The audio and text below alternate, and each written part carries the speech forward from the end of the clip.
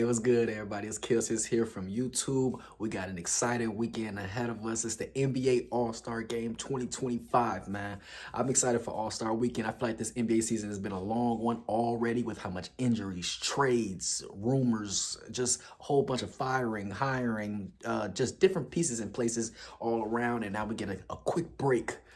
A break for some, but a quick break from the NBA season to enjoy some highlights and some events that we can make us excited about and get us on our toes for All-Star Weekend just to head into the second half of the regular season.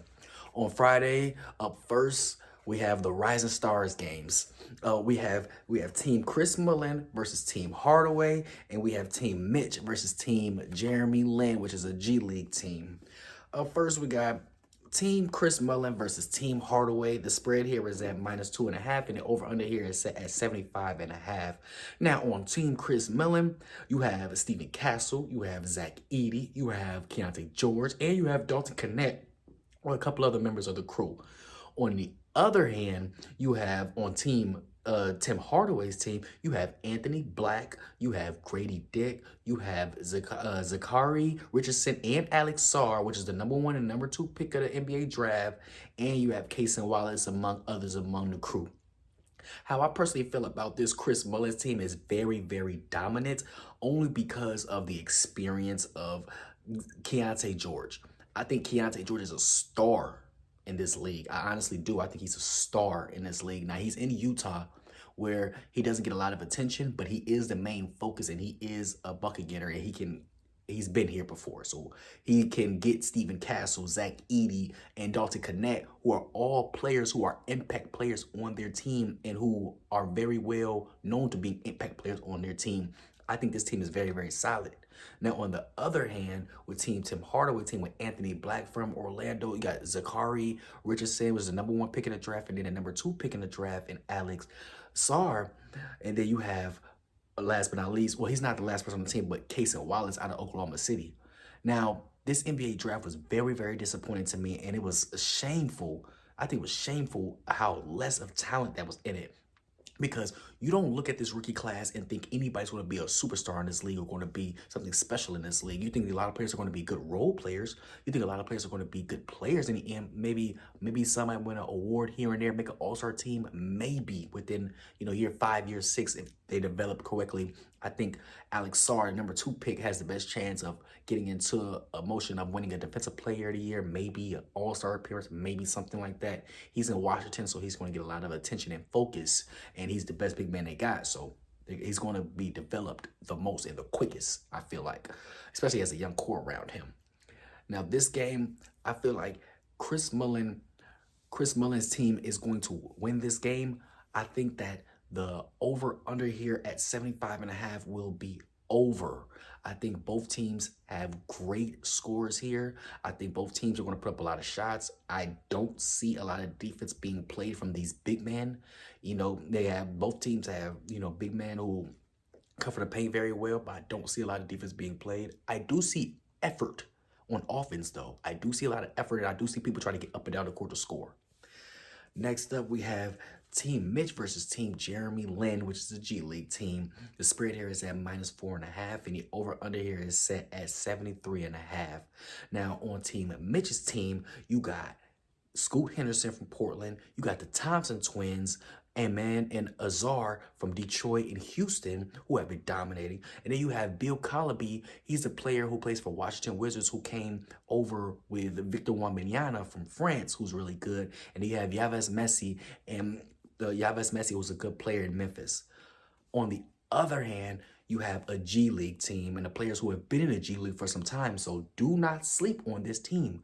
But you have J.D. Davison, and I'm not going to lie, if you're in the G League or if you're stuck in the G League, I do consider you as a high school all-star or potentially a college all-star, but you was not good enough to make it to the NBA or make it past a 12-people roster, and it's very hard to do. I don't blame you. I don't think that you're a bum or nothing like that.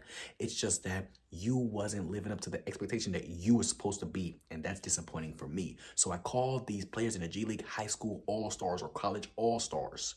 They're not NBA players, but they are NBA players. They are in the NBA still and getting NBA checks, but they aren't playing on the NBA level in front of the NBA fans, in front of the NBA refs. Like, it's not as heightened as it is in the G League, which is why I personally feel like Bronny is dominating the G League or does well in the G League, but struggles in the NBA game because it's so different.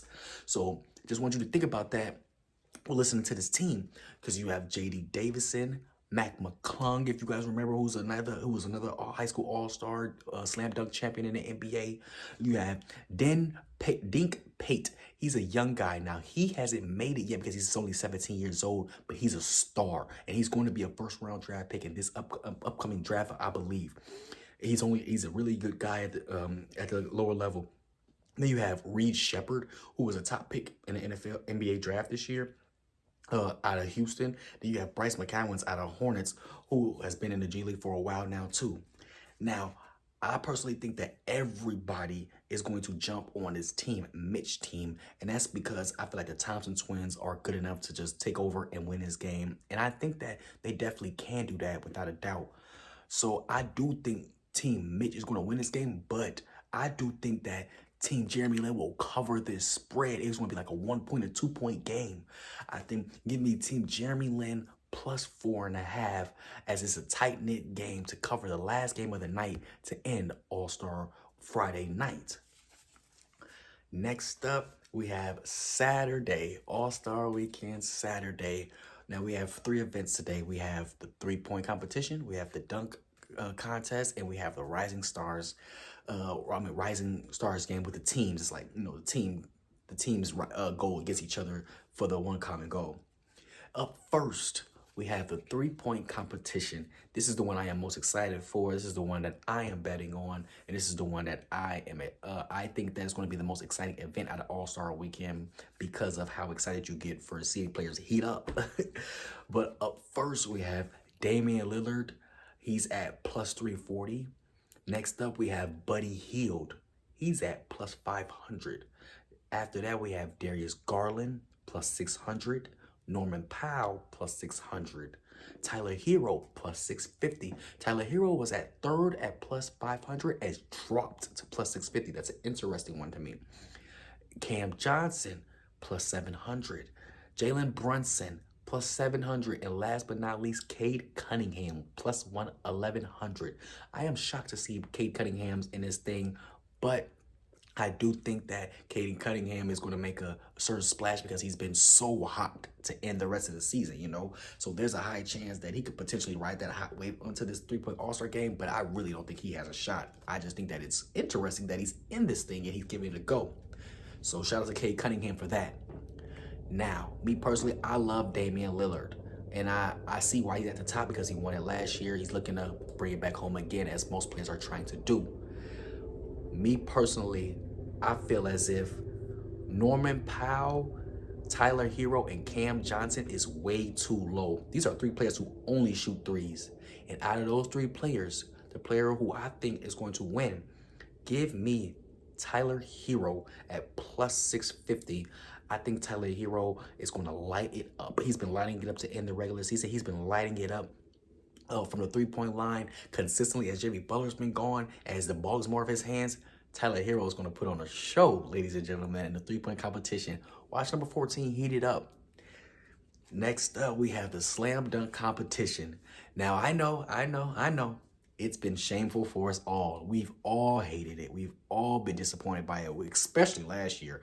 And just the last couple of years in general. Since, honestly, the peak and the final end where they potentially could have changed it up or did something different, seriously different, was after Zach LaVine and Aaron Gordon's slam dunk competition.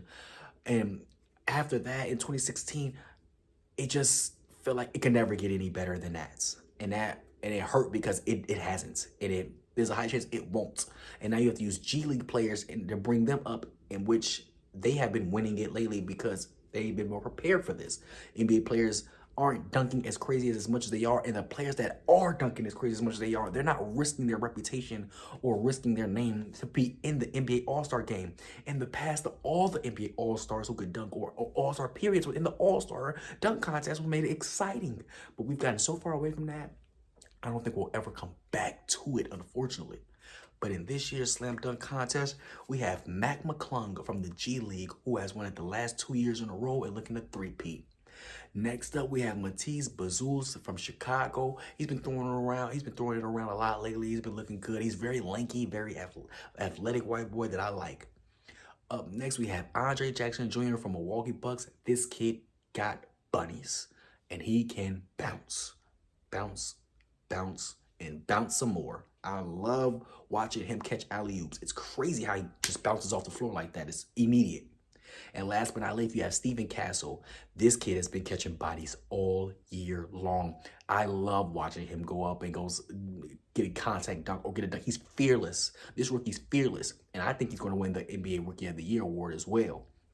But in this one, I honestly think that with how much bounce this kid got and how exciting it is to see him get up off the floor, I think that he has the most power and athleticism to knock off Mac McClung from winning a three-peat. Give me Andre Jackson Jr. to win the Slam Dunk Competition Award out of Milwaukee. It's going to be exciting. Last but not least, on Saturday night, we have the skills challenge, the team skills challenge. You have the team Cavs plus 195. You have team Spurs plus 200. You have team Warriors plus 290. Then you have, last but not least, team Rockets plus 380.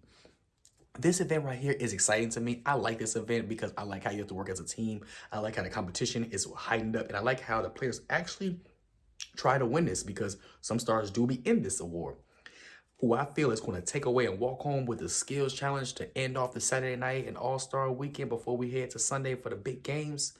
Give me Team Spurs at plus 200. Victor Wembanyama, De'Aaron Fox, Steven Castle. Give me those three right there to speed up and down and get things done and knock down shots and to take home the team skills challenge. Again, if you are new here, thank you for watching. Please leave a comment. I enjoy all comments and thoughts. If you are returning, I appreciate you for watching as well. I'll be back soon.